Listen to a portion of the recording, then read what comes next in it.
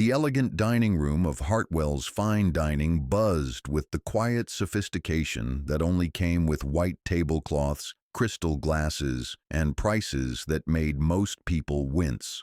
Located in the heart of downtown Chicago, the restaurant had built its reputation on exclusivity, drawing wealthy patrons who valued atmosphere as much as their perfectly plated meals.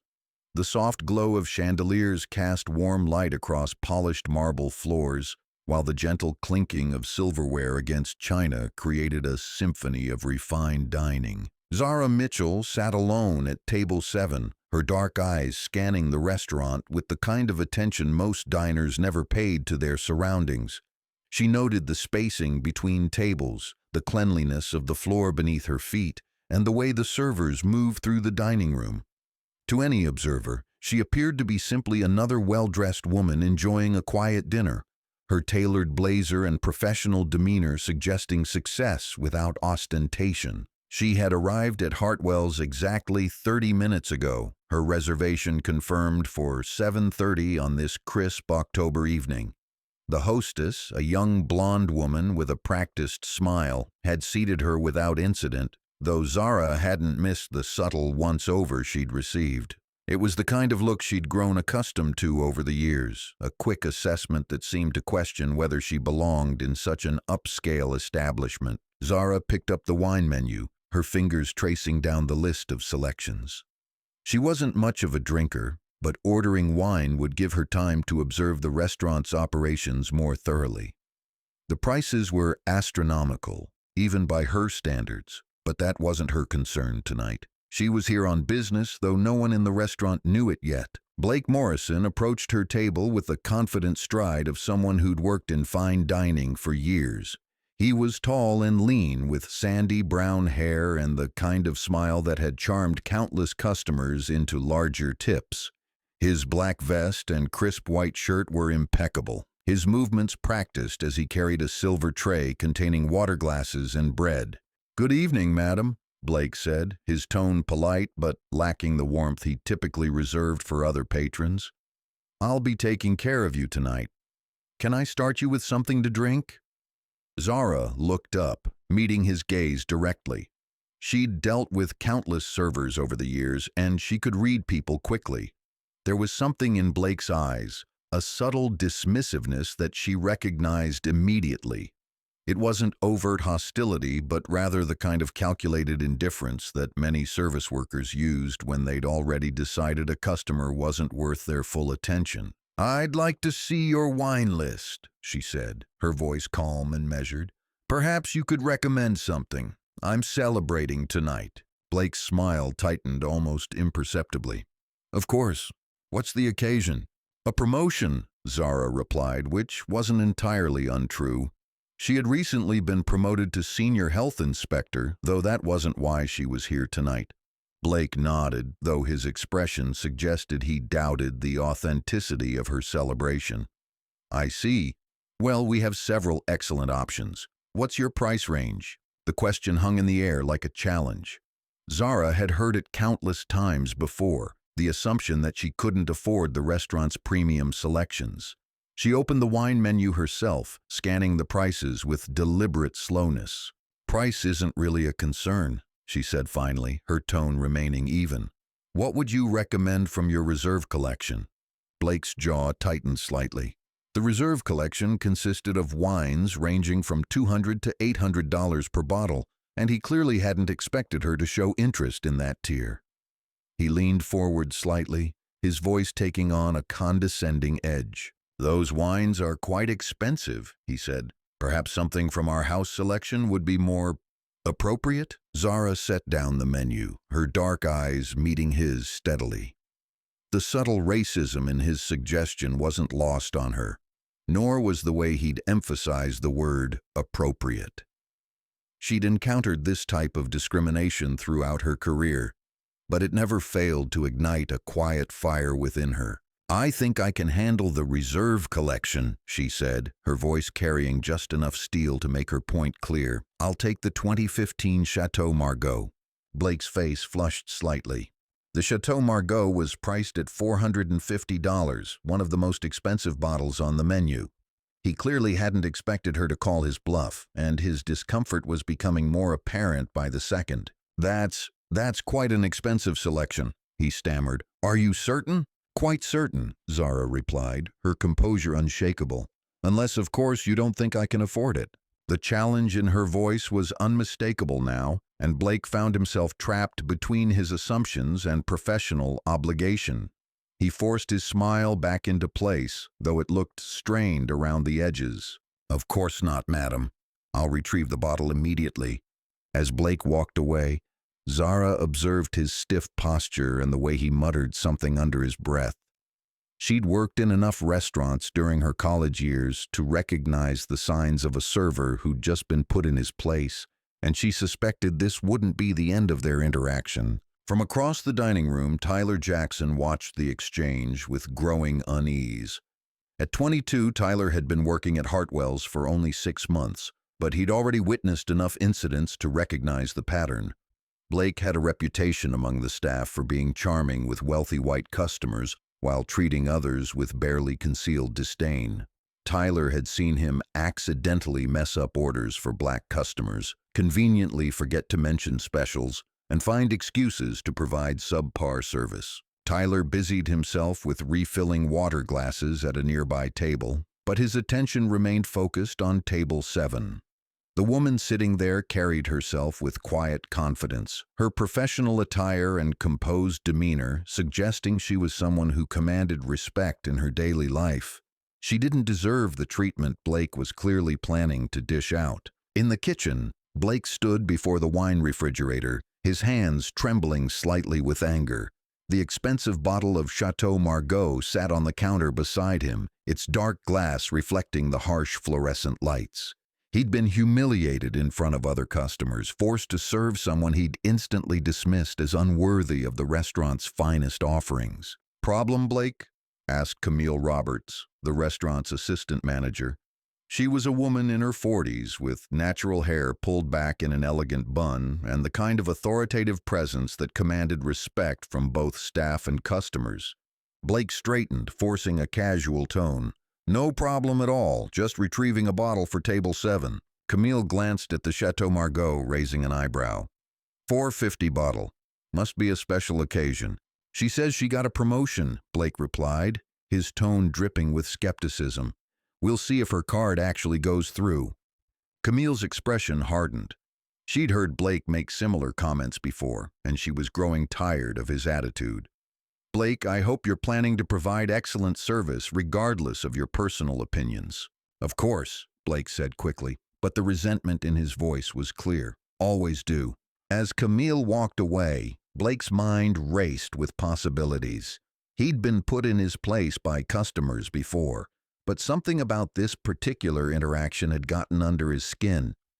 The woman's calm confidence, her direct challenge to his assumptions, it all felt like a personal affront to his authority. He picked up the wine bottle, along with the proper glasses and a decanter. As he prepared to return to the dining room, an idea began to form in his mind. It would be subtle, just a small accident that would send a message while maintaining plausible deniability. He'd done it before with customers who'd gotten too big for their britches, and it had always worked perfectly. Blake returned to table 7 with the wine service setup arranged on a silver tray. His movements were deliberately slow, theatrical in their precision as he presented the bottle to Zara for approval. She examined the label briefly and nodded, her expression neutral. "Excellent choice," Blake said, his tone now overly formal and slightly mocking. "This is a particularly good vintage. I'm sure you'll appreciate its complexity." He began the ritual of opening the bottle, his movements exaggerated for the benefit of nearby tables.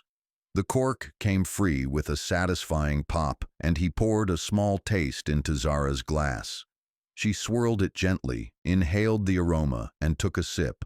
"Perfect," she said simply. Blake nodded and began pouring the wine into her glass. As he lifted the bottle to pour, he allowed his elbow to accidentally bump against the edge of the table.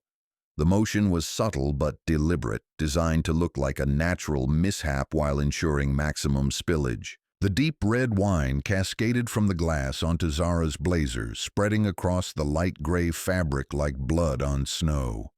The liquid soaked through immediately, staining not just her jacket but also the white blouse beneath. Several nearby diners gasped audibly, their conversations stopping mid-sentence as they witnessed the spectacular accident.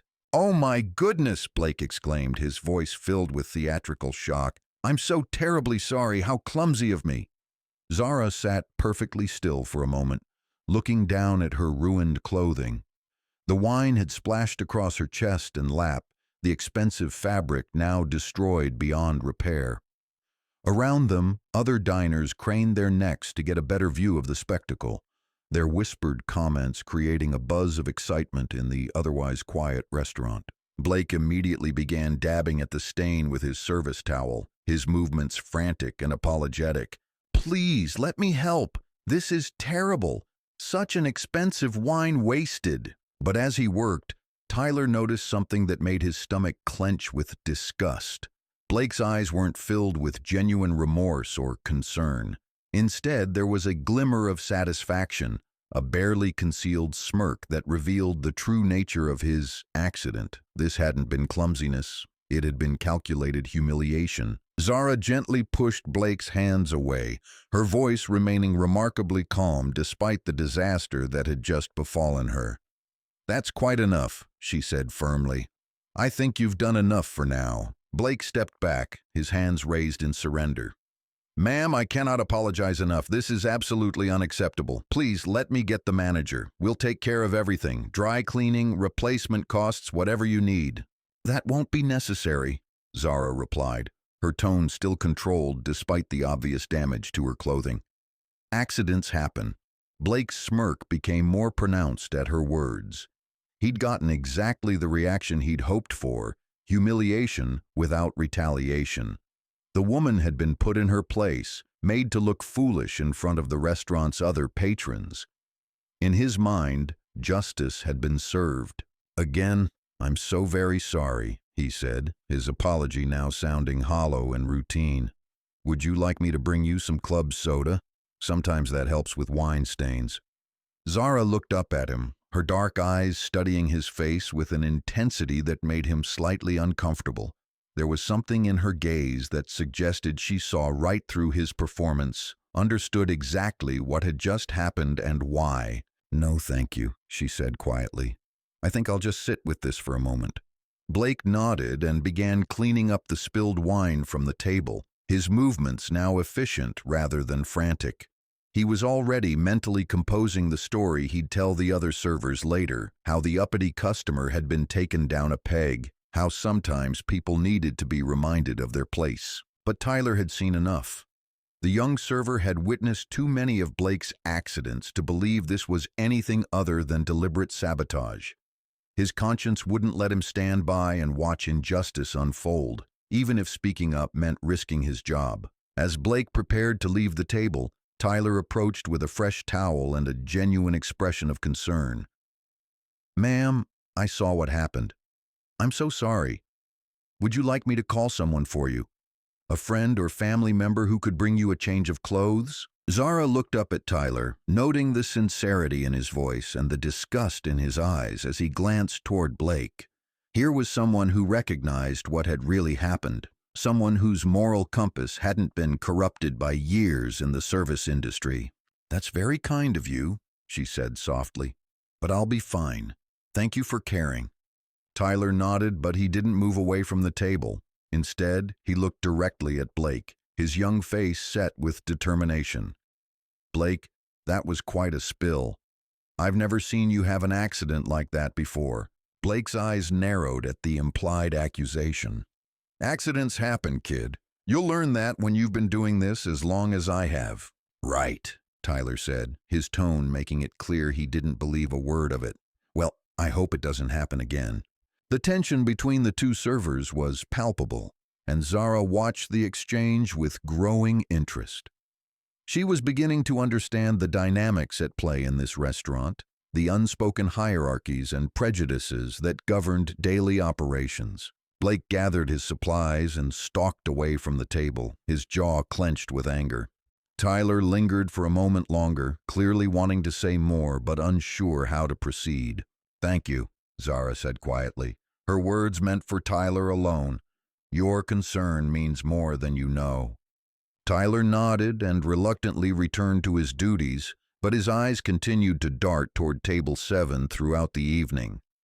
He had a feeling this incident was far from over, though he couldn't have imagined just how dramatically the situation was about to unfold. The dining room had returned to its normal rhythm, conversations resuming their quiet murmur as other patrons turned their attention back to their meals. But Zara remained at Table 7, her wine-stained blazer a stark reminder of what had just transpired.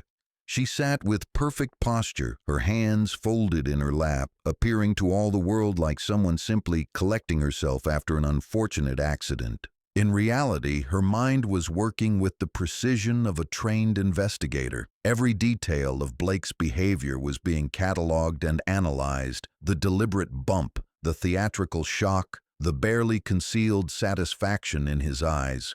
She'd encountered discrimination in many forms throughout her career, but rarely had it been so blatantly orchestrated. Zara reached into her purse and withdrew her phone, opening the voice recording app with practiced discretion.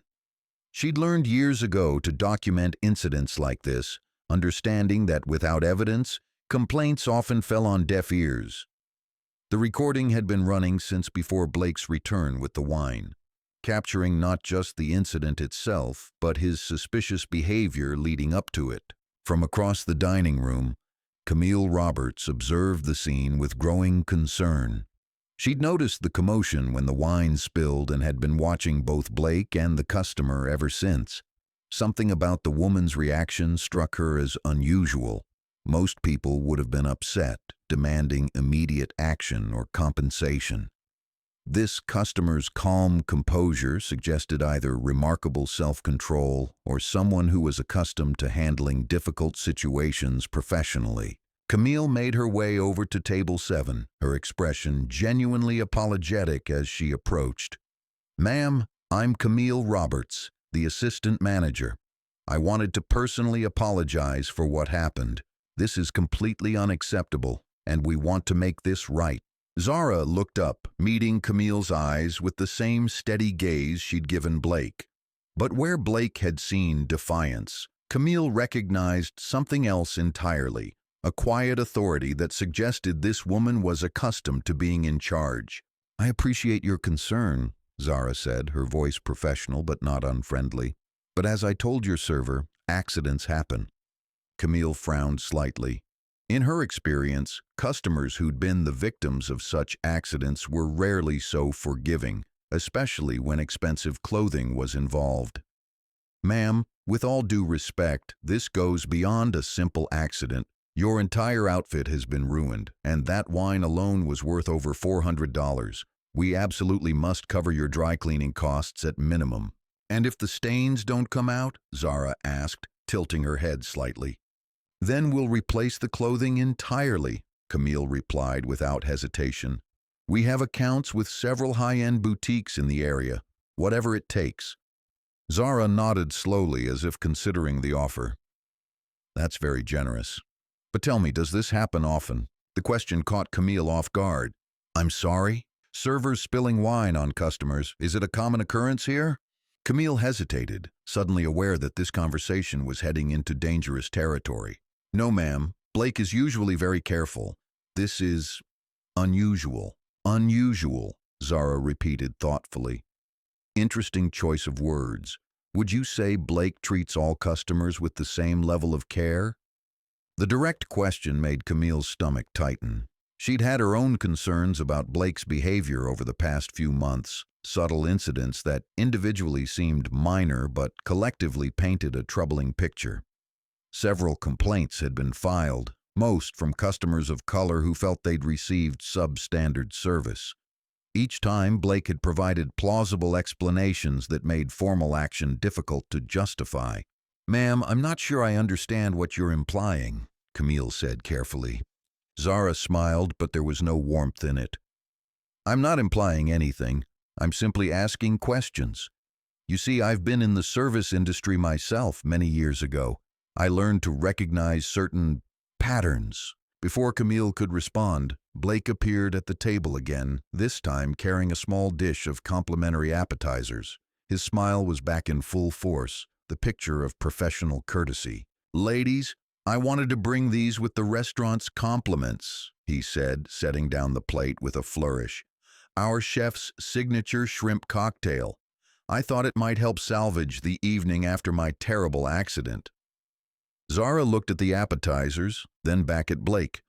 "How thoughtful. Tell me, do you always bring complimentary appetizers to customers you've had accidents with?" Blake's smile faltered slightly. "Well, no, but because I'm curious about the timing," Zara continued, her tone conversational but probing. "You spilled wine on me, and now you're bringing food, almost as if you're trying to cover something up." "Ma'am, I assure you," Blake began, but Zara held up a hand to stop him. "Please, let me finish. You see, I've been watching your behavior tonight with great interest. The way you questioned whether I could afford the wine I ordered, the condescending tone when you suggested something more appropriate for my budget, and now this perfectly timed accident that just happened to ruin my clothing." Blake's face was growing pale, but he maintained his composure. "Ma'am, I think you're reading too much into what was simply an unfortunate mishap." "Am I?" Zara asked. She reached into her purse and withdrew a small leather wallet, flipping it open to display an official identification card. "Because in my line of work, I've learned to pay very close attention to patterns of behavior." Camille leaned forward to read the ID, and her eyes widened in shock. The card bore the seal of the Chicago Department of Public Health, with Zara's photograph and the title Senior Health Inspector clearly visible. Blake's face went completely white as the implications hit him. You're a health inspector?" "Senior Health Inspector Zara Mitchell," she confirmed, closing the wallet and returning it to her purse. "And tonight I'm conducting what we call an undercover compliance evaluation." The silence that followed was deafening. Camille felt her heart sink as she realized the magnitude of what had just happened. Not only had one of their servers deliberately humiliated a customer, but that customer happened to be someone with the power to shut down the entire restaurant. Blake opened and closed his mouth several times, no words coming out. The confident server who'd orchestrated the wine spill was gone, replaced by a terrified employee who suddenly understood how badly he'd miscalculated. "Now," Zara continued calmly, "would either of you like to reconsider your explanation of tonight's events? Because I have to tell you, from a professional standpoint, what I witnessed was textbook discriminatory service, followed by what appeared to be deliberate sabotage." Camille found her voice first. "Ms. Mitchell, I want you to know that Blake's behavior tonight does not represent the values of this establishment. We have strict policies against discrimination of any kind." "Policies are only as good as their enforcement," Zara replied. "And from what I've observed, those policies might need some work." Blake finally managed to speak, his voice shaky and desperate. "Ma'am, I swear it was an accident. I would never deliberately—" "Never deliberately what?" Zara interrupted. "Spill wine on a customer you'd already decided didn't belong here? A customer whose ability to pay you openly questioned? A customer you treated with contempt from the moment you approached the table?" Each accusation hit Blake like a physical blow. He could see his career evaporating before his eyes, along with any chance of maintaining his reputation in the city's tight-knit restaurant community. Tyler, who had been watching the conversation from a distance, felt a surge of vindication mixed with anxiety. He'd known something was wrong with Blake's behavior, but he'd also known how difficult it would be to prove. Now, with a health inspector as a witness, the truth was finally coming to light. "Ms. Mitchell," Camille said carefully, "what can we do to address this situation? I want to make sure we handle this appropriately." Zara considered the question, her expression thoughtful. "Well, that depends on several factors. First, I'd like to know if this is an isolated incident or part of a larger pattern. Second, I'm interested in understanding what training your staff receives regarding non-discriminatory service. And third, I want to know what immediate steps you're prepared to take to ensure this doesn't happen again." Blake looked desperately at Camille, silently pleading for support. But Camille's loyalty was to the restaurant and its reputation, not to an employee who had just created a potential legal and public relations nightmare. "Blake," Camille said firmly, "I think you should clock out for the evening. We'll discuss this further tomorrow." "But Camille, I can explain," Blake began. "Clock out," she repeated, her tone leaving no room for argument. "Now." As Blake reluctantly walked away, his shoulders slumped in defeat, Camille turned back to Zara. "Ms. Mitchell, I hope you'll give us an opportunity to address these concerns before taking any formal action." Zara nodded slowly. "I'm always willing to work with establishments that demonstrate a genuine commitment to improvement. But I have to tell you, what happened tonight was far from subtle. If I hadn't revealed my identity, that young man would have walked away believing he'd successfully put an uppity customer in her place." The words hung in the air like an indictment, impossible to deny or minimize. Camille knew that Zara was right. Blake's behavior had been calculated and deliberate, designed to humiliate and demean. "What would you recommend?" Camille asked. "For starters, mandatory sensitivity training for all staff, regular monitoring of customer service interactions, and a clear, enforced policy regarding discriminatory behavior with real consequences." Camille nodded eagerly. "Absolutely. We can implement all of those measures." "Good," Zara said. "But understand that I'll be following up. This isn't a one-time conversation, it's the beginning of ongoing oversight." As if on cue, Tyler appeared at the table, his expression earnest and determined. "Excuse me, Ms. Mitchell. I'm Tyler Jackson, and I wanted you to know that I saw what happened tonight. Blake's behavior was completely unacceptable, and it's not the first time I've witnessed something like this." Zara looked at the young server with interest. "You've seen similar incidents?" Tyler nodded, glancing nervously at Camille. "Yes, ma'am. Blake has a pattern of treating certain customers differently, mostly people of color, sometimes older customers or anyone he thinks won't tip well. Tonight was just the most obvious example." Camille felt her heart sink further. If other staff members had witnessed discriminatory behavior and failed to report it, the problem was even worse than she'd feared. "Tyler," she said carefully, "why didn't you report these incidents before?" Tyler's face flushed with embarrassment. I wasn't sure anyone would believe me. Blake's been here longer and he's good at making it look accidental. But tonight was different. What he did to Ms. Mitchell was deliberate, and I couldn't just stand by and watch." Zara studied Tyler's face, recognizing the moral courage it had taken for him to speak up. "Thank you for your honesty, Tyler. It takes integrity to challenge a colleague's behavior, especially when you're newer to the workplace." "I just want to work somewhere that treats everyone fairly," Tyler said simply. "That's exactly the kind of attitude we need here," Camille said, though she knew her words sounded hollow given what had just transpired. Zara finished the last sip of wine in her glass, the small amount that hadn't been spilled, and stood up. Her wine-stained blazer was a stark reminder of the evening's events, but her dignity remained intact. "Ms. Roberts, I'll be in touch within the week to discuss implementation of the changes we've discussed. In the meantime, I suggest you conduct a thorough review of your service practices and staff training protocols." "Absolutely," Camille replied. "And Ms. Mitchell, again, I cannot apologize enough for what happened here tonight." Zara nodded but didn't smile. "Apologies are a good start, but actions matter more than words. We'll see how committed this establishment really is to change." As Zara walked toward the exit, every eye in the dining room followed her. The other patrons had witnessed enough of the evening's drama to understand that something significant had occurred, though few could have guessed the true identity of the woman who'd been so publicly humiliated. Tyler watched her leave with a mixture of admiration and anxiety. He'd done the right thing by speaking up, but he also knew that challenging the status quo often came with consequences.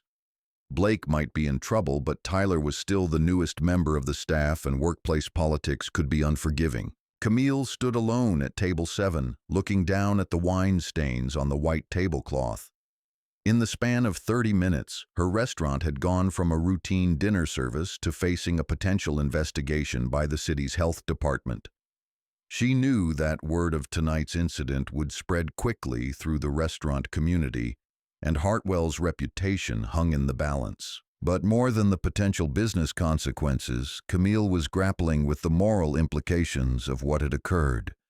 She'd suspected Blake of discriminatory behavior before, but had failed to take decisive action. Her hesitation had enabled tonight's incident, and she couldn't escape the feeling that she bore some responsibility for what had happened. The wine on the tablecloth had already begun to set, the deep red stain a permanent reminder of the moment when prejudice and power had collided in the most public way possible. As Camille finally began clearing the table, she couldn't help but wonder if the stain on the restaurant's reputation would prove equally indelible. The morning sun streamed through the windows of the Chicago Department of Public Health as Zara Mitchell sat at her desk, her wine-stained blazer from the previous evening hanging in a dry cleaning bag on the back of her chair. The garment served as a tangible reminder of the incident at Hartwell's, though the memory needed no physical prompt to remain vivid in her mind. She'd spent the early hours of the morning documenting every detail of the previous evening's events, her report typed with the precision and thoroughness that had made her one of the department's most respected inspectors. The official complaint would be filed within the hour, but first she had calls to make. Her phone buzzed with an incoming call from Amanda Foster, the department's chief inspector and Zara's direct supervisor. Amanda was a veteran of the health department with over 20 years of experience, known for her no-nonsense approach and unwavering commitment to public health and safety. "Zara, I got your preliminary report," Amanda's voice came through the speaker, tinged with concern. "This Hartwell situation sounds serious." "It is," Zara replied, settling back in her chair. "What happened last night went far beyond poor service. It was deliberate discrimination, and I have reason to believe it's part of a broader pattern." "You mentioned in your report that another employee corroborated your observations?" "Tyler Jackson, a server who's been there about 6 months. He was clearly uncomfortable with what he'd witnessed and had the courage to speak up. According to him, the incident with Blake Morrison wasn't isolated." Amanda was quiet for a moment, processing the information. "Zara, you know I trust your judgment completely, but we need to be careful about how we proceed. Discrimination complaints against restaurants can be difficult to prove, and we don't want to appear to be using our regulatory authority to settle personal grievances." "This isn't personal, Amanda," Zara said firmly. "This is about ensuring that all citizens are treated fairly when they patronize licensed establishments in our city. What happened to me could happen to anyone, and probably has." "I agree completely. I'm just saying we need to build an airtight case. What's your recommendation?" Zara had been thinking about exactly that question since she'd arrived at the office. "I want to conduct a full compliance inspection of the restaurant, but I also think we should coordinate with the Civil Rights Division. This has potential legal implications beyond our jurisdiction." "Agreed. I'll reach out to the city attorney's office and see about bringing in civil rights investigators. In the meantime, proceed with your standard inspection protocol." After ending the call, Zara pulled up Hartwell's inspection history on her computer. The restaurant had been operating for 8 years with generally good compliance records, a few minor violations over the years, but nothing that had warranted significant action. From a health and safety standpoint, they appeared to run a clean operation. But health inspections typically focused on food safety, sanitation, and licensing compliance. They didn't examine the more subtle aspects of customer service or look for patterns of discriminatory behavior. Zara's unique position as both inspector and victim gave her insight into problems that might never have come to official attention. Her desk phone rang, interrupting her research. "Health Department, Inspector Mitchell speaking." "Ms. Mitchell, this is Camille Roberts from Hartwell's. I hope I'm not calling too early." Zara glanced at the clock. It was barely 9 a.m. Not at all, Ms. Roberts. What can I do for you? Camille's voice was tight with anxiety. I wanted to follow up on our conversation last night. I've been doing some thinking, and I realize we have some serious issues to address. I was hoping we could schedule a meeting to discuss how to move forward. That's encouraging, Zara replied, though her tone remained professional. But you should know that I'll be conducting a formal inspection of your establishment regardless of any private conversations we might have. Of course, I understand. I'm not trying to circumvent the official process. I just want to make sure we're taking the right steps to prevent something like this from happening again. Zara considered the request. While she appreciated Camille's apparent willingness to cooperate, she also knew that restaurant managers often became suddenly cooperative when faced with regulatory scrutiny. The true test would be whether their commitment to change extended beyond damage control. I can meet with you this afternoon, Zara said finally. But I want to be clear, this meeting won't impact the formal investigation in any way. I understand completely. Thank you for being willing to discuss this. After scheduling the meeting, Zara returned to her research. She pulled up the city's restaurant complaint database and searched for any previous issues at Hartwell's. What she found was troubling.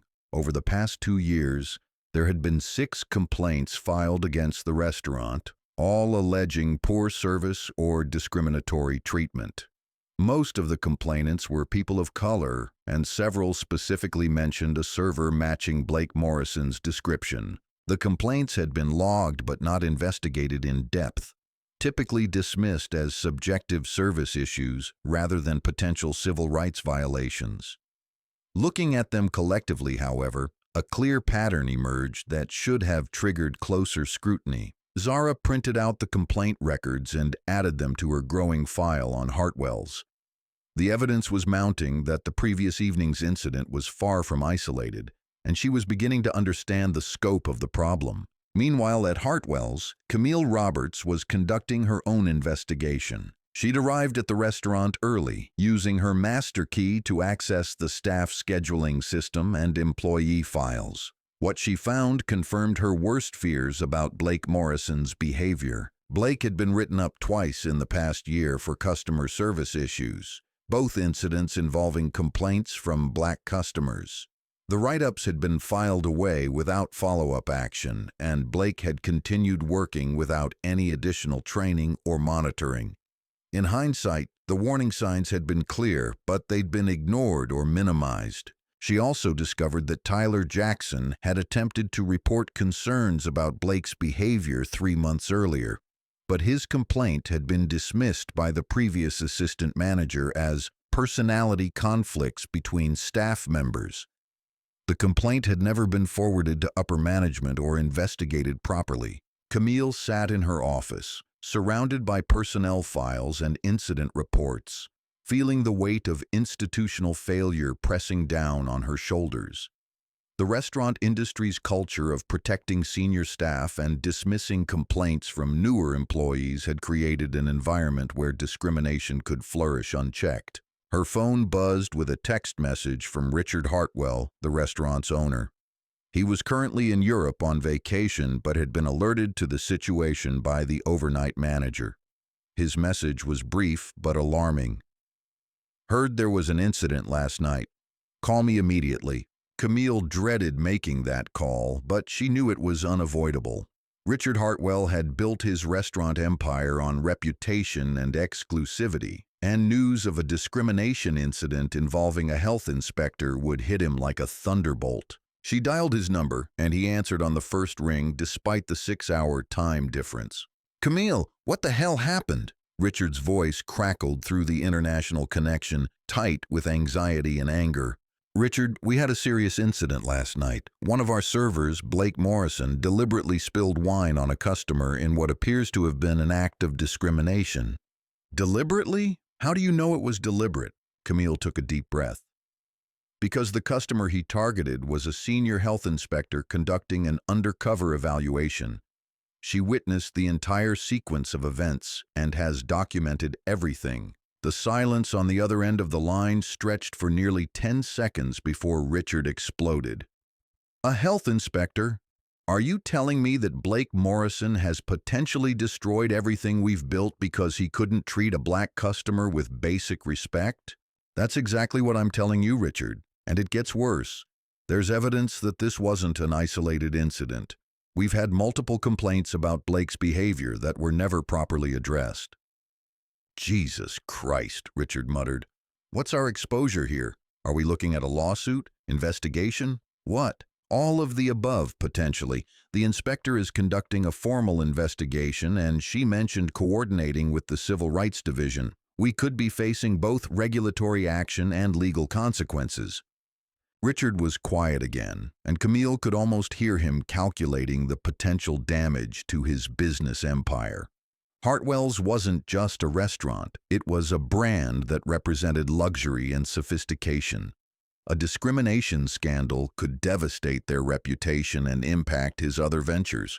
"I'm flying back tonight," he said finally. "In the meantime, I want Blake Morrison terminated immediately, not suspended, not written up, fired, and I want a full review of every complaint we've received in the past 2 years."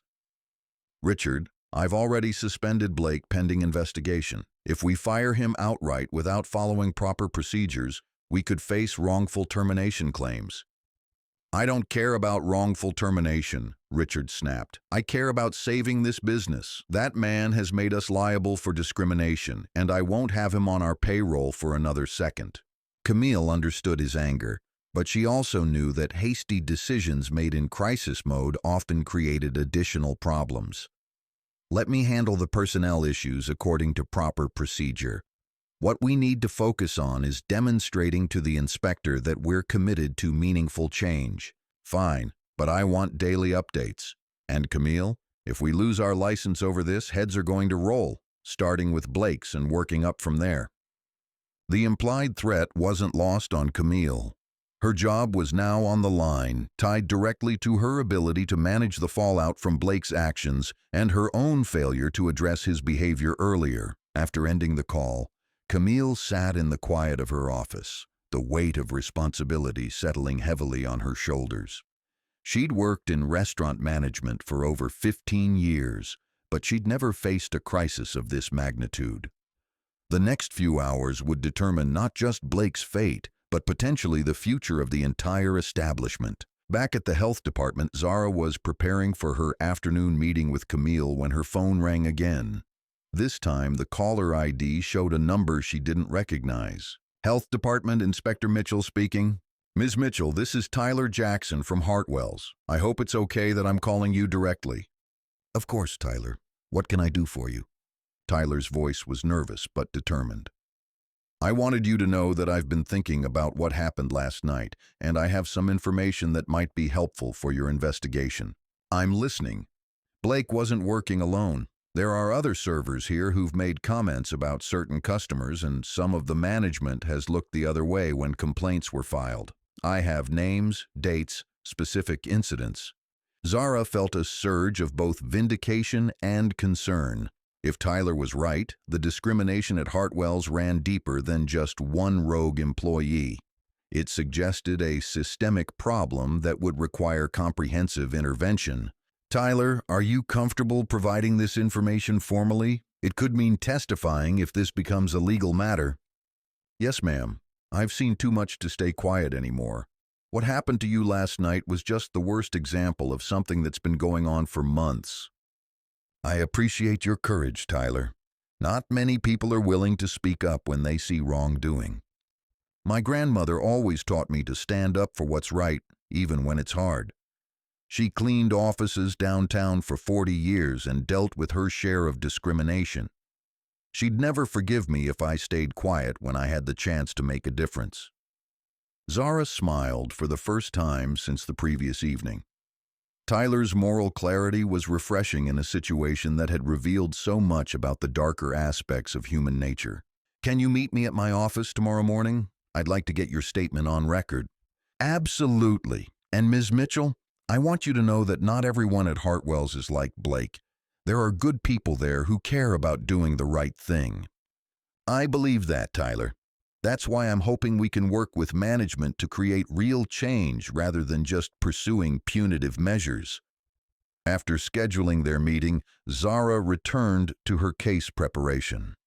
The afternoon meeting with Camille would be crucial in determining how to proceed. If the restaurant demonstrated genuine commitment to addressing their discrimination problem, it could lead to a collaborative solution. If they were simply engaged in damage control, more aggressive action would be necessary. At 2 o'clock sharp, Camille Roberts arrived at the health department building. She dressed carefully for the meeting, choosing professional attire that conveyed both respect and seriousness. In her briefcase, she carried copies of Blake's personnel file, the complaint records she'd discovered, and a preliminary action plan she'd drafted that morning. Zara met her in the lobby and escorted her to a small conference room typically used for meetings with restaurant owners and managers. The room was deliberately plain, white walls, fluorescent lighting, and a simple conference table, designed to maintain an official atmosphere without being intimidating. "Ms. Roberts, thank you for coming in," Zara said as they settled into chairs across from each other. "Before we begin, I want to reiterate that this meeting is separate from the formal investigation. Nothing you say here will be used to minimize or dismiss the official process." "I understand completely," Camille replied. "I requested this meeting because I believe we have a serious problem at our restaurant, and I want to be part of the solution." Zara studied Camille's face, looking for signs of sincerity versus practiced corporate diplomacy. What she saw was genuine distress and what appeared to be authentic remorse. "Tell me about Blake Morrison," Zara said. "How long has he worked for you, and what's his service record been like?" Camille opened her briefcase and withdrew Blake's personnel file. "He's been with us for 3 years. Initially, he was an excellent employee, good sales numbers, positive customer feedback, reliable attendance. But over the past 18 months, we've received complaints about his service, particularly from customers of color." She handed Zara copies of the complaint records, her hands slightly trembling. "I have to be honest with you. These complaints weren't investigated as thoroughly as they should have been. We treated them as isolated service issues rather than looking for patterns." Zara reviewed the documents, noting the dates and details of each complaint. The pattern was undeniable. Blake had been treating certain customers poorly for over a year, and management had failed to address it effectively. "What about Tyler Jackson's complaint from 3 months ago?" Zara asked. Camille's face flushed with embarrassment. "That complaint was dismissed by my predecessor as a personality conflict between staff members. Tyler tried to report discriminatory behavior, and he was essentially told to mind his own business." "And you weren't aware of this?" "I became assistant manager only 2 months ago. I inherited these files, but I hadn't reviewed them thoroughly until this morning. That's my failure, and I take full responsibility for it." Zara appreciated Camille's willingness to accept accountability, but she also knew that good intentions wouldn't undo the harm that had been done to previous customers. "Ms. Roberts, what I witnessed last night wasn't just poor service or a personality conflict.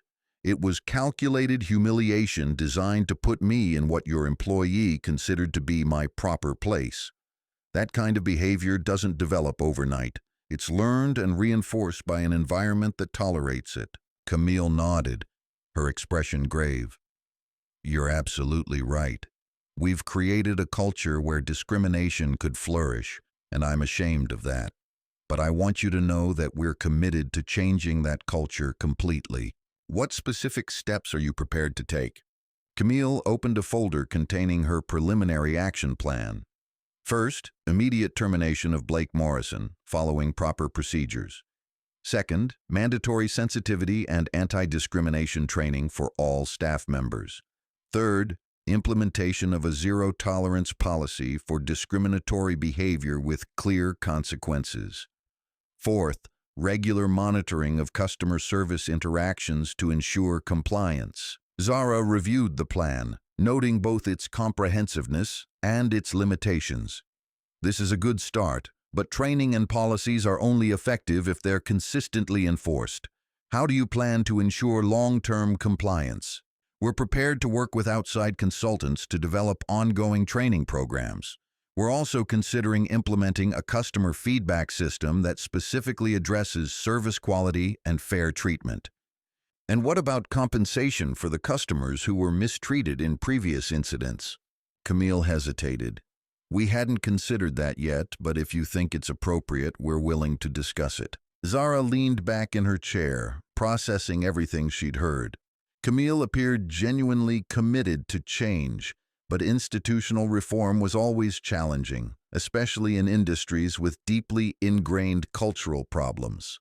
Ms. Roberts, I appreciate your willingness to acknowledge these issues and take corrective action, but I need you to understand that my investigation will proceed regardless of the steps you take internally. The city has an obligation to ensure that all licensed establishments provide equal service to all citizens. I understand completely, and we welcome the oversight. We want to be held accountable for our actions going forward. The meeting continued for another hour, with Zara asking detailed questions about restaurant policies, staff training, and management practices. By the end, she had a clearer picture of the systemic issues at Hartwell's and the potential for meaningful reform. As Camille prepared to leave, she turned back to Zara with a question that had been weighing on her mind. Ms. Mitchell, can I ask you something personal? Of course. How do you find the strength to remain so professional when dealing with situations like this? If someone had treated me the way Blake treated you, I would have been furious. Zara smiled slightly. I was furious, Ms. Roberts, but I've learned that anger is most effective when it's channeled into productive action. Getting mad doesn't change anything, but getting even by ensuring justice is served. That changes everything. As Camille left the building, she carried with her not just the weight of the restaurant's problems, but also a newfound respect for the woman who'd been so callously mistreated in her establishment. Zara Mitchell had turned a moment of humiliation into an opportunity for systematic change, demonstrating the kind of strength and professionalism that Camille hoped to instill in her own staff. The next morning arrived with the crisp clarity that often follows a storm.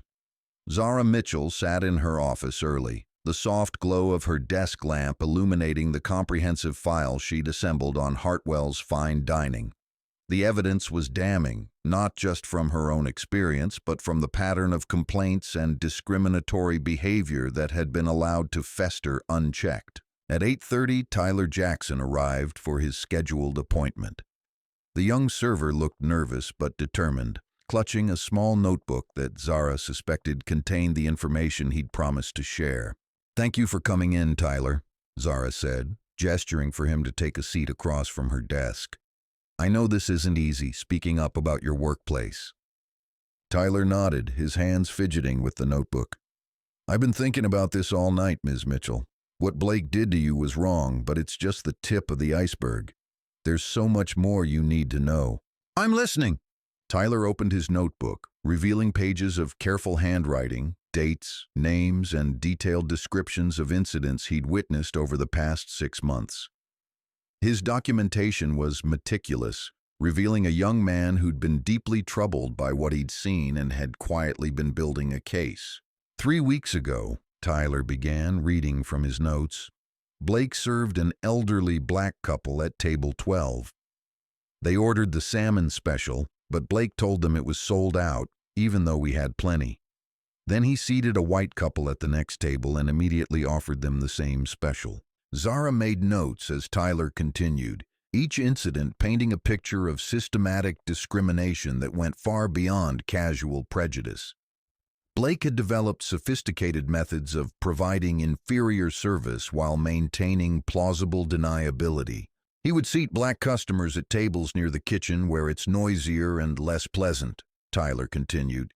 He'd forget to mention daily specials or wine pairings. If someone complained about slow service, he'd blame the kitchen, but I noticed he always seemed to prioritize tables with white customers. Did any other staff members witness this behavior? Tyler hesitated, clearly uncomfortable with naming colleagues. Some did, but most people didn't want to get involved. Blake's been there longer than almost anyone, and he has influence with some of the managers. People were afraid that speaking up would hurt their own jobs. What about management? Did anyone in authority witness these incidents? That's the thing, Tyler said, his voice dropping. I think some of them knew, but didn't care. There's this attitude that as long as the complaints aren't too loud or too frequent, it's easier to just ignore them. Zara felt her anger building again, but she kept her expression neutral. The picture Tyler was painting suggested that Hartwell's discrimination problem extended beyond one rogue employee to encompass a culture of willful blindness among management. Tyler, I need to ask you a difficult question. Are you prepared to testify about what you've witnessed if this becomes a legal matter? Tyler straightened in his chair, his young face set with determination. Yes, ma'am. I've been keeping these notes because I knew someone would need to speak up eventually. I just never imagined it would be a health inspector who'd finally expose what was happening. You realize this could affect your employment at Hartwell's? I know, Tyler replied, but I can't work somewhere that treats people like Blake treated you. My conscience won't let me stay quiet anymore. After Tyler left, Zara spent the morning reviewing his detailed account and cross-referencing it with the official complaint records. The correlation was striking. Many of the incidents Tyler described aligned perfectly with complaints that had been filed but not properly investigated. At noon, her phone rang with a call from Amanda Foster. Zara, I've been in touch with the Civil Rights Division and the City Attorney's Office. They're very interested in this case, especially given the pattern of behavior you've documented. Good. This goes beyond health department jurisdiction. It's a civil rights issue that needs comprehensive attention. Agreed. I'm also hearing through unofficial channels that the restaurant owner flew back from Europe this morning and is in full crisis mode. Apparently, he's retained a high-profile attorney. Zara wasn't surprised. When wealthy business owners faced serious legal exposure, they typically responded with aggressive legal strategies designed to minimize their liability and protect their assets. That's fine, she said. The evidence speaks for itself, and we have multiple witnesses. If they want to fight this legally, we're prepared. There's something else, Amanda continued. I've received a call from a reporter at the Chicago Tribune. Word about the incident is starting to leak, and they're asking questions about discrimination in the restaurant industry. How do you want to handle media inquiries? Zara considered the question carefully. Media attention could help highlight important civil rights issues, but it could also complicate the investigation and potentially compromise any legal proceedings. Let's keep our official response minimal for now, she decided.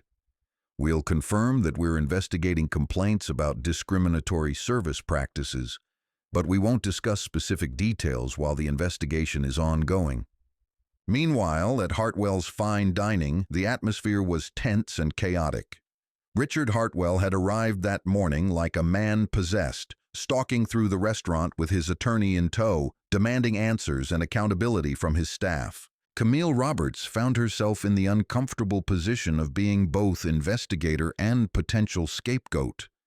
Richard's anger was primarily directed at Blake Morrison's behavior, but she knew that her failure to address earlier complaints made her vulnerable as well. How many complaints were there? Richard demanded, pacing behind his desk in the restaurant's office. I want exact numbers, dates, and details. Camille consulted her research from the previous day. 7 formal complaints in the past 18 months, all alleging poor service or discriminatory treatment. Most involved Blake directly, but there were also complaints about general service quality that may have been related. Richard's attorney, a sharp-dressed woman named Patricia Wells, looked up from her notepad. Were any of these complaints documented in writing and filed with external agencies? 2 were filed with the Better Business Bureau, and 1 was sent to the city's Consumer Complaint Office. The others were internal complaints that didn't go beyond our own systems. Patricia made additional notes. What about employee complaints? Any internal reports about discriminatory behavior? Camille felt her stomach tighten. Tyler Jackson attempted to report concerns about Blake's behavior 3 months ago, but his complaint was dismissed as a personality conflict between staff members. Richard's face darkened. Dismissed by whom? My predecessor, who left the company shortly after I was hired. Convenient, Patricia muttered. So we have a pattern of complaints being ignored or minimized, and the person responsible is no longer available to explain their decisions. The implications were clear. Hartwell's had a well-documented history of failing to address discrimination complaints, creating a legal liability that extended far beyond Blake Morrison's individual actions. What's our exposure here? Richard asked his attorney. Patricia's expression was grim. Potentially significant. We're looking at possible civil rights violations, which could result in federal investigation. There's also the risk of individual lawsuits from customers who were mistreated, plus potential regulatory action from the health department. And the media attention? That's actually our biggest immediate concern. If this story gains traction, it could destroy the restaurant's reputation regardless of the legal outcomes. We need to get ahead of this with a comprehensive response strategy. Richard slammed his hand on the desk. All of this because Blake Morrison couldn't treat customers with basic human decency. Where is he now? Camille checked her watch. He's scheduled to come in this afternoon for a formal disciplinary meeting. I suspended him pending investigation, but he doesn't know about the severity of the charges yet. I want him fired immediately, Richard said. Not suspended, not disciplined, terminated. Patricia held up a cautioning hand. Richard, we need to be careful about the termination process. If we fire him without following proper procedures, we could face wrongful termination claims that would complicate our defense against the discrimination charges. So you're telling me I have to keep employing someone who's potentially destroyed my business? I'm telling you, we need to be strategic about how we handle his termination to minimize our legal exposure. As they debated the legal complexities of Blake's employment status, Tyler Jackson was finishing his lunch break and preparing for another shift at the restaurant. He'd spent his break time researching his rights as a whistleblower employee, understanding that his decision to cooperate with the health department investigation might have consequences. When he arrived for his shift, he immediately sensed the tension in the air. Other staff members were whispering in small groups, and Camille looked stressed and distracted. It was clear that news of the investigation had spread through the restaurant's informal communication network. Tyler? Camille called out as he tied his apron. Can I speak with you privately? They stepped into the small office adjacent to the kitchen, and Camille closed the door behind them. Her expression was serious but not hostile. I know you've been in contact with the health inspector, she said directly. I want you to know that we appreciate your honesty, and you won't face any retaliation for speaking up about what you've witnessed. Tyler studied her face, looking for signs of sincerity. What about Blake? Is he being fired? That's being determined through proper channels. But Tyler, I need you to understand that the restaurant is under investigation, and things are going to be different around here. We're implementing new policies, new training, new oversight. Are you prepared to be part of that change? Absolutely, Tyler replied without hesitation. I want to work somewhere that treats everyone fairly. That's all I've ever wanted. Camille nodded, feeling a glimmer of hope amid the chaos. If they could retain employees like Tyler while eliminating the toxic elements that had created the current crisis, there might be a path forward for the restaurant. At 3 o'clock, Blake Morrison arrived for his scheduled meeting, unaware of the storm that was about to break over his head. He'd spent the past day alternating between anxiety and defiance, convincing himself that the previous evening's incident would blow over like so many others before it. He was escorted to Richard Hartwell's office, where he found himself facing not just the restaurant owner, but also Camille Roberts and a stern-looking woman he didn't recognize. "Blake, sit down," Richard said, his voice cold and controlled. "This is Patricia Wells, our attorney. We need to discuss what happened last night." Blake's confidence began to waver as the seriousness of the situation became apparent. "Mr. Hartwell, I want to explain about the accident." "There was no accident, Blake," Richard interrupted. "We know exactly what you did and why you did it. The question now is how we're going to handle the consequences. Patricia opened a folder containing witness statements, complaint records, and Tyler's detailed documentation. "Mr. Morrison, we have evidence that you deliberately spilled wine on a customer in an act of discrimination. We also have documentation of a pattern of similar behavior over the past 18 months. Blake's face went pale as the full scope of the evidence against him became clear. "That's not... it wasn't like that. Sometimes customers are difficult and..." "Mr. Morrison," Patricia continued, "the customer you targeted last night was a senior health inspector conducting an undercover evaluation. Your actions have exposed this restaurant to significant legal and regulatory liability." The words hit Blake like physical blows. His career in the restaurant industry was effectively over, and he was facing potential legal consequences that could affect him for years to come. "What happens now?" he asked, his voice barely above a whisper. Richard leaned forward, his anger barely contained. "Now you face the consequences of your actions. You're terminated immediately for gross misconduct and violation of our anti-discrimination policies. Security will escort you from the building, and you'll receive information about Cobra health coverage and your final paycheck through certified mail." Blake opened his mouth to protest, but Patricia cut him off. "Mr. Morrison, I strongly advise you to contact an attorney. The discrimination complaints against you may result in individual lawsuits, and there's a possibility of criminal charges depending on how the investigation proceeds." As security escorted a stunned Blake Morrison from the restaurant, Tyler Jackson watched from the server station, feeling a mixture of relief and apprehension. Justice was being served, but he also understood that this was just the beginning of a long process of institutional change. The news of Blake's termination spread quickly through the restaurant, creating a buzz of whispered conversations and nervous energy among the staff. Some employees who had witnessed Blake's discriminatory behavior felt vindicated, while others worried about their own job security in the wake of increased scrutiny.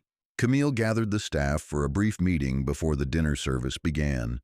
Her message was direct and uncompromising. Discrimination in any form would not be tolerated, and the restaurant was implementing immediate changes to ensure all customers received equal treatment. "We're going to be under intensive review for the foreseeable future," she announced. "Every interaction with customers will be scrutinized, and we need to exceed standards for professional service. This is our chance to prove that we can change and do better." As the evening progressed, Zara Mitchell sat in her office reviewing the day's developments. Blake Morrison's termination was appropriate, but it was only the first step in addressing the systemic problems at Hartwell's. The real test would be whether the restaurant could transform its culture and create lasting change. Her phone buzzed with a text message from Tyler Jackson. "Blake was fired today. Thank you for giving me the courage to speak up. The restaurant feels different already." Zara smiled, feeling the first glimmer of satisfaction since the previous evening's incident. One battle had been won, but the war for equal treatment and dignity was ongoing. Tomorrow would bring new challenges, but for tonight she allowed herself to feel that justice was beginning to prevail. 3 weeks had passed since the wine incident at Hartwell's Fine Dining, and the changes were evident from the moment customers walked through the front door. The dining room looked the same, elegant tables adorned with crisp white linens, crystal glasses catching the warm glow of chandeliers, but the atmosphere had fundamentally shifted. Zara Mitchell stood outside the restaurant on a cold November evening, observing the establishment she'd visited under such different circumstances less than a month ago. Tonight, she was returning for a follow-up compliance inspection, but she was also curious to see whether the promises of reform had translated into genuine change. She entered through the front door, noting immediately that the hostess staff had been expanded to include more diverse faces. The young woman who greeted her, a black woman with a warm smile and professional demeanor, welcomed her with genuine enthusiasm. "Good evening and welcome to Hartwell's. Do you have a reservation?" "Mitchell, party of one," Zara replied, testing whether her name would trigger any recognition. The hostess checked her system without any visible reaction to the name, suggesting that staff had been instructed to treat all customers equally regardless of their background or previous history with the restaurant. "Right this way, Ms. Mitchell. We have a lovely table by the window." As they walked through the dining room, Zara noticed Tyler Jackson serving a table of elderly customers with attentive professionalism. He caught her eye briefly and nodded with a subtle smile, but didn't break from his duties to approach her. The table she was seated at was in the prime dining area, not relegated to a less desirable location near the kitchen or restrooms. The hostess provided her with menus and assured her that her server would be with her momentarily. Zara had deliberately not announced this visit as an official inspection. She wanted to observe the restaurant's normal operations without the artificial behavior that often accompanied announced regulatory visits. Her server turned out to be a young Hispanic woman named Maria, who approached the table with confident professionalism. "Good evening, Ms. Mitchell. I'm Maria, and I'll be taking care of you tonight. Can I start you with something to drink?" The service was impeccable from the beginning. Maria made eye contact, spoke clearly, and offered detailed explanations of menu items and wine pairings without any condescension or assumption about Zara's sophistication or budget. When Zara ordered the same expensive Chateau Margaux that had caused such problems during her previous visit, Maria's response was enthusiastic and knowledgeable. "Excellent choice. That's one of our finest selections, and it pairs beautifully with our dry-aged steaks or the duck breast special." There was no questioning of her ability to pay, no suggestion that she might prefer something more appropriate. The wine was brought promptly, opened with proper ceremony, and served with genuine respect. As the evening progressed, Zara observed the interactions between staff and other customers throughout the dining room. The changes were subtle but significant. Servers moved between tables with equal attention and care, regardless of the customer's race or apparent socioeconomic status. At one point, she watched Tyler serve a young black couple celebrating an anniversary. His service was attentive and warm, and he made sure they received the same level of detailed menu explanations and wine recommendations that white customers at neighboring tables were receiving. Midway through her meal, Camille Roberts approached her table. The assistant manager looked tired but determined, carrying herself with the bearing of someone who'd been working hard to implement meaningful change. "Ms. Mitchell, I hope you don't mind the interruption. I wanted to personally welcome you back and ensure that everything is meeting your expectations tonight." Zara gestured for Camille to sit. "The service has been excellent, Ms. Roberts. I can see that significant changes have been made." Camille's relief was evident. "We've worked very hard to address the issues you identified. Every staff member has completed comprehensive sensitivity training, and we've implemented new monitoring systems to ensure consistent service quality." "What about the cultural changes? Training is important, but lasting reform requires more than just classroom education." "You're absolutely right," Camille replied. "We've restructured our hiring practices to prioritize diversity and cultural competence. We've also established a customer feedback system that specifically tracks service quality across different demographic groups." Zara nodded approvingly. "And what happened to Blake Morrison?" Camille's expression darkened slightly. "He was terminated immediately after our investigation confirmed discriminatory behavior. He's also facing potential legal action from the city's Civil Rights Division." "Good. Actions must have consequences or reform is meaningless." "I couldn't agree more. But Ms. Mitchell, I want you to know that we've also looked internally at the management failures that allowed his behavior to continue unchecked. We've implemented new protocols for investigating complaints and addressing discriminatory conduct." As their conversation continued, Zara found herself cautiously optimistic about the changes at Hartwell's. The reforms appeared to be comprehensive and sustained rather than superficial damage control. "Ms. Roberts, I have to ask, how has Richard Hartwell responded to these changes? I know he was concerned about the impact on his business." Camille smiled for the first time during their conversation. Initially, he was focused only on minimizing legal liability and protecting the restaurant's reputation.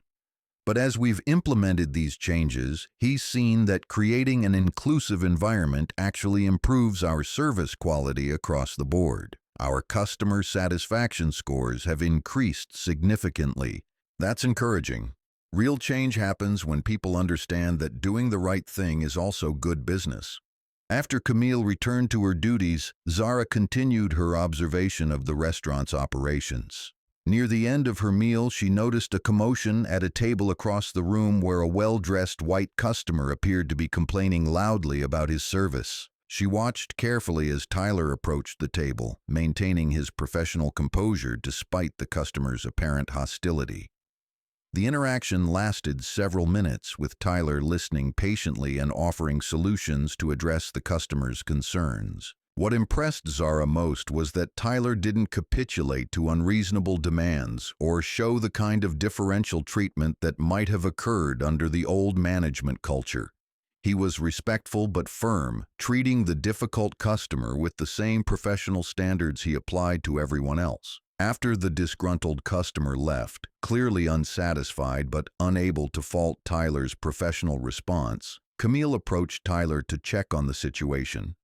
Zara couldn't hear their conversation, but she could see that Camille was supportive of Tyler's handling of the incident. This small interaction told Zara more about the cultural changes at Hartwell's than any formal presentation could have. The restaurant had moved from a culture where servers were expected to defer to demanding customers regardless of their behavior, to one where professional standards were maintained consistently. As she prepared to leave, Zara reflected on the transformation she'd witnessed. The changes at Hartwell's weren't perfect, institutional reform never was, but they represented genuine progress toward creating an environment where all customers could expect equal treatment and respect. Maria brought her check with the same professionalism she'd shown throughout the evening. "Ms. Mitchell, I hope you enjoyed your dining experience tonight. Is there anything else I can do for you?" "Everything was excellent, Maria. Thank you for outstanding service." As Zara signed the check, including a generous tip that reflected her satisfaction with the service, she felt a sense of accomplishment that went beyond professional duty. Her willingness to confront discrimination had catalyzed changes that would benefit countless future customers. Tyler approached her table as she prepared to leave. "Ms. Mitchell, I wanted to thank you again for having the courage to speak up about what happened. Working here feels completely different now." "How so?" "We're actually proud of where we work now. Before, there was always this undercurrent of tension, people looking the other way when they saw problems. Now we're all working together to make sure every customer gets the same excellent service." Zara smiled warmly at the young man who'd shown such moral courage. "Tyler, you played a crucial role in making these changes happen. Your willingness to speak up when you saw wrongdoing made all the difference." "I just did what my grandmother taught me was right. But I have to admit, it feels good to see that doing the right thing actually worked." As Zara walked toward the exit, she passed the table where she'd been humiliated just weeks before.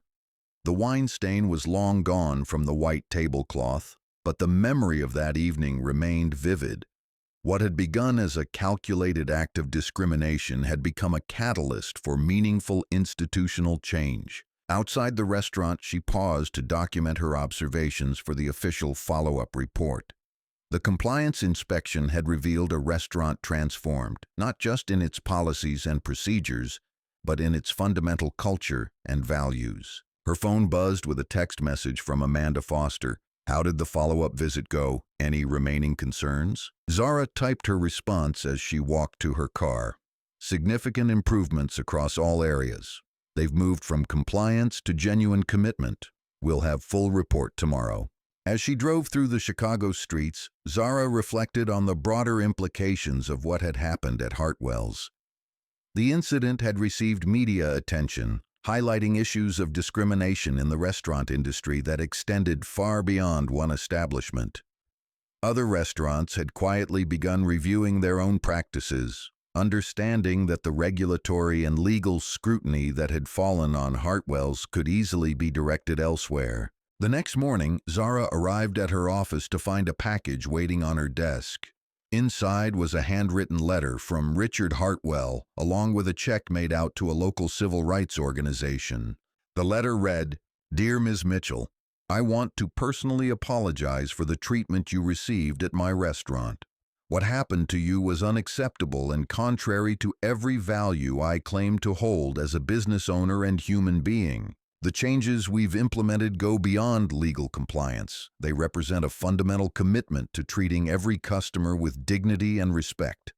Your courage in confronting discrimination has made us a better establishment and our community a more just place." The enclosed donation is a small gesture toward supporting the ongoing fight for civil rights.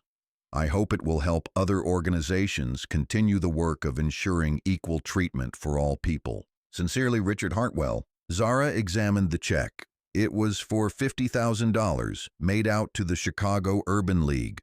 While she appreciated the gesture, she knew that true reform was measured not in financial donations but in sustained behavioral change.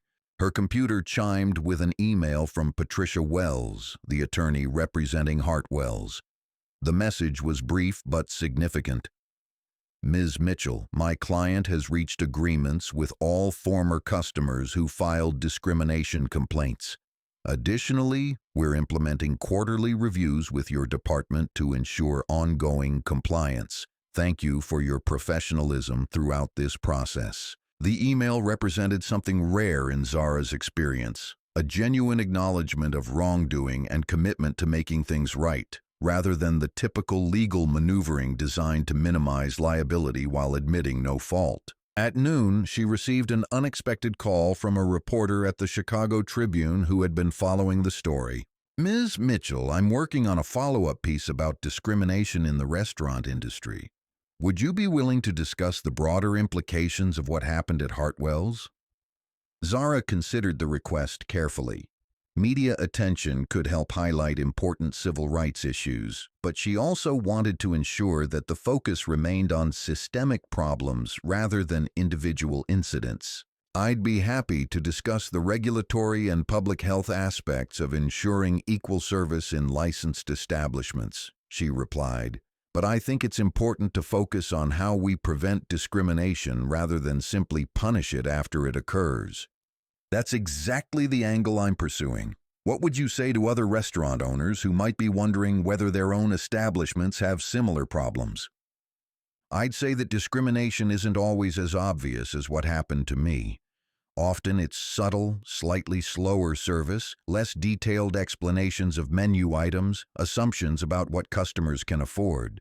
The key is creating systems that ensure consistent service quality for everyone."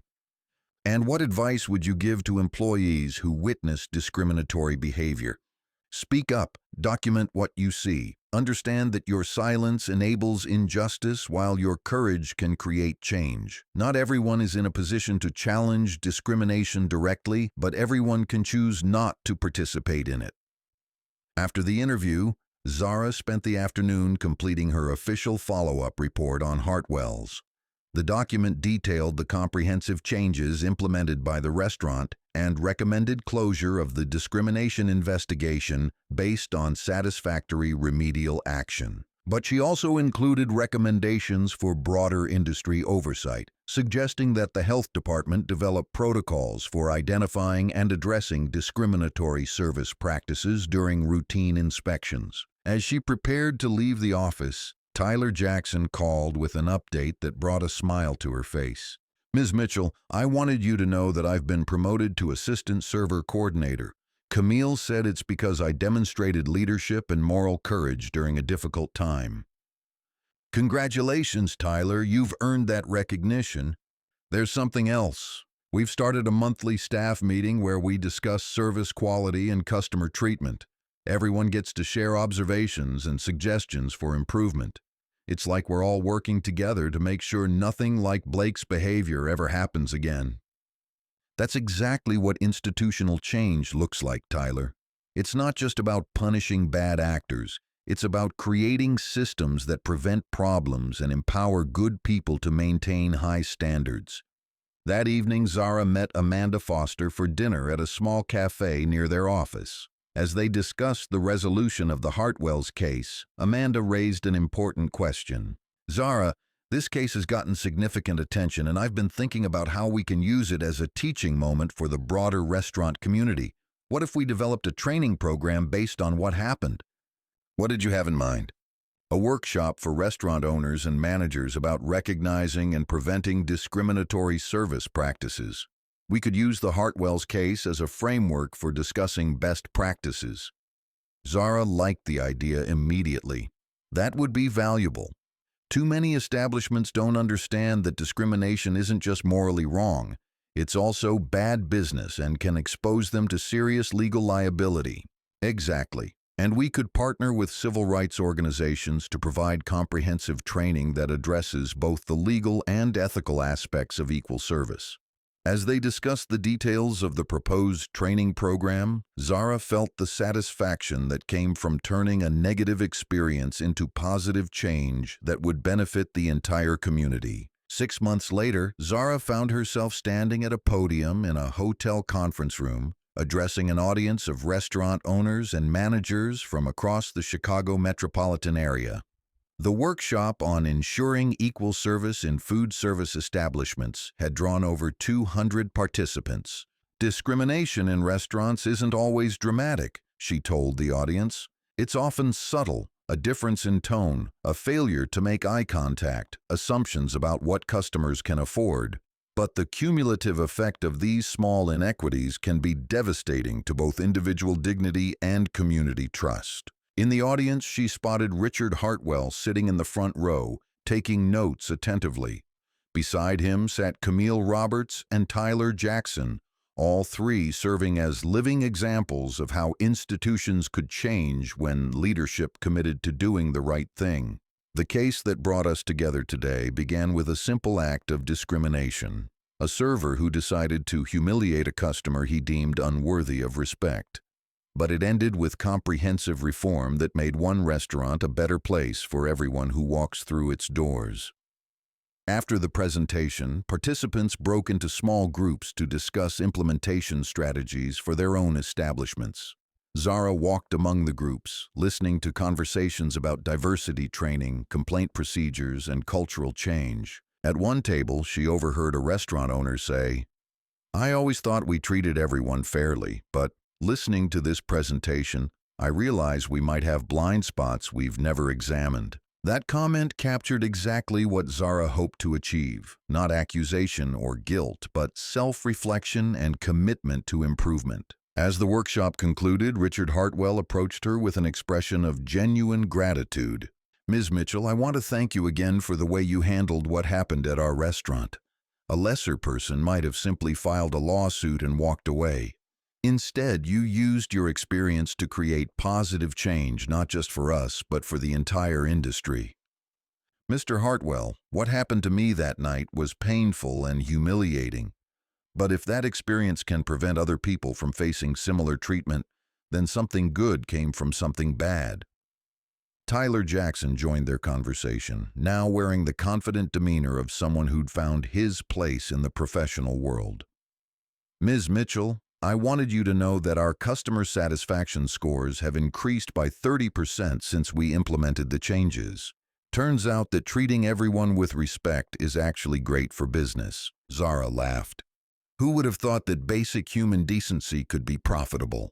The amazing thing is how much our staff morale has improved, too," Camille added. "When you work in an environment where everyone is treated fairly, it makes you proud to be part of the team." As the workshop participants filed out of the conference room, many stopped to thank Zara for sharing her experience and providing practical guidance for improving their own operations.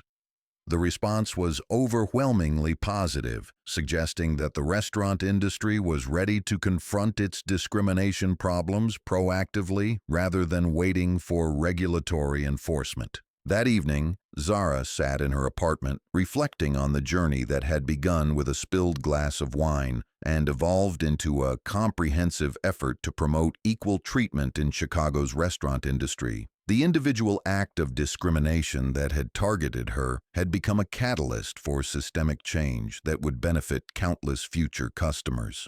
Her phone buzzed with a text message from Tyler. "Just wanted to say thank you one more time.